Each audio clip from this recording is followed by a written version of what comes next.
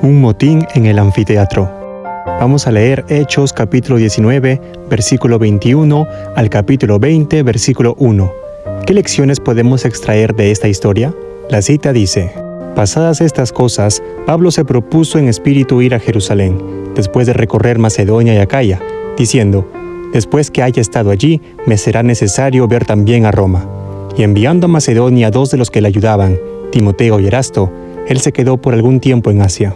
Hubo por aquel tiempo un disturbio no pequeño acerca del camino, porque un platero llamado Demetrio, que hacía de plata templecillos de Diana, daba no poca ganancia a los artífices, a los cuales, reunidos con los obreros del mismo oficio, dijo: Varones, sabéis que de este oficio obtenemos nuestra riqueza, pero veis y oís que este Pablo, no solamente en Éfeso, sino en casi toda Asia, ha apartado a muchas gentes con persuasión, diciendo que no son dioses los que se hacen con las manos, y no solamente hay peligro de que nuestro negocio, venga a desacreditarse, sino también que el templo de la gran diosa Diana sea estimado en nada, y comience a ser destruida la majestad de aquella a quien venera toda Asia, y el mundo entero.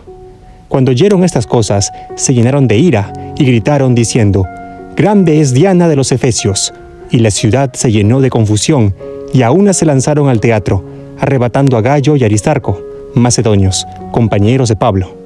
Y queriendo Pablo salir al pueblo, los discípulos no le dejaron.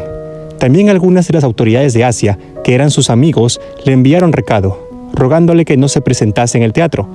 Unos pues gritaban una cosa, y otros otra, porque la concurrencia estaba confusa, y los más no sabían por qué se habían reunido. Y sacaron de entre la multitud a Alejandro, empujándole a los judíos. Entonces Alejandro, pidió silencio con la mano, quería hablar en su defensa ante el pueblo. Pero cuando le conocieron que era judío, todos a una voz gritaron casi por 2 horas: Grande es Diana de los Efesios.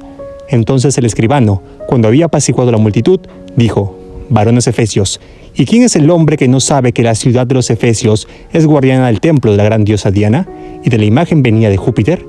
Puesto que esto no puede contradecirse, es necesario que os apaciguéis y que nada hagáis precipitadamente, porque habéis traído a estos hombres sin ser sacrílegos ni blasfemadores de vuestra diosa. Que si Demetrio y los artífices que están con él tienen pleito contra alguno, audiencias se conceden y procónsules hay. Acúsense los unos a los otros, y si demandáis alguna otra cosa, en legítima asamblea se puede decidir. Porque peligro hay de que seamos acusados de sedición por esto de hoy, no habiendo ninguna causa por la cual podamos dar razón de este concurso. Y habiendo dicho esto, despidió la asamblea. Después que cesó el alboroto, llamó Pablo a los discípulos, y habiéndolos exhortado y abrazado, se despidió y salió para ir a Macedonia. El testimonio de Pablo en Éfeso, una ciudad grande y sofisticada, fue tan eficaz que impactó en un motor económico importante para la ciudad, el turismo centrado en el templo de Artemisa. ¿Y qué templo era aquel? Esta magnífica estructura estaba compuesta en parte por 127 pilares, cada uno de 18 metros de alto, de mármol de Paros, un mármol blanco puro, impecable, sumamente apreciado para las esculturas. 36 de estos pilares estaban esculpidos y cubiertos de oro, lo que daba al templo su reputación de una de las 7 maravillas del mundo antiguo. Preocupado porque la retórica contra la idolatría de Pablo estaba drenando el apoyo financiero del templo, según Hechos 19:27, Demetrio, el platero, asusó a sus compañeros artesanos hasta que se pusieron frenéticos. En el mercado rápidamente se formó una multitud sumamente enfadada, que se fue engrosando a medida que avanzaba hasta el gran anfiteatro, con capacidad para unas 25,000 personas. Allí continuó la conmoción, con 2 horas continuas de gritos: Grande es Diana de los Efesios, según Hechos 19:34. Después de que el secretario municipal dispersó a la multitud, Pablo se reunió con los creyentes y abandonó la ciudad. Al final de su tercer viaje misionero, Pablo se reúne con los ancianos de la iglesia de Éfeso. ¿Cómo resumirías las preocupaciones de Pablo? Vamos a leer Hechos capítulo 20, versículo 17 al 38. Enviando pues desde Mileto a Éfeso, hizo llamar a los ancianos de la iglesia.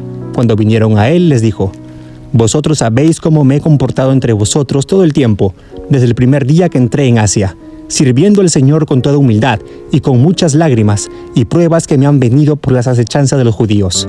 Y como nada que fuese útil he rehuido de anunciaros y enseñaros públicamente y por las casas, testificando a judíos y a gentiles acerca del arrepentimiento para con Dios y de la fe en nuestro Señor Jesucristo. Ahora, he aquí, ligado yo en espíritu, voy a Jerusalén, sin saber lo que allá me ha de acontecer, salvo que el Espíritu Santo por todas las ciudades me da testimonio, diciendo que me esperan prisiones y tribulaciones.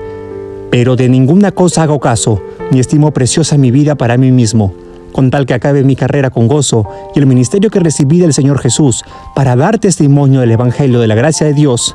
Y ahora, he aquí, yo sé que ninguno de todos vosotros, entre quienes he pasado predicando el reino de Dios, verá más mi rostro.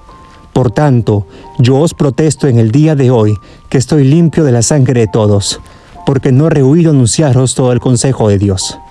Por tanto, mirad por vosotros y por todo el rebaño en que el Espíritu Santo os ha puesto por obispos, para apacentar la iglesia del Señor, la cual él ganó por su propia sangre. Porque yo sé que después de mi partida entrarán en medio de vosotros lobos rapaces, que no perdonarán al rebaño, y de vosotros mismos se levantarán hombres que hablen cosas perversas para arrastrar tras sí a los discípulos.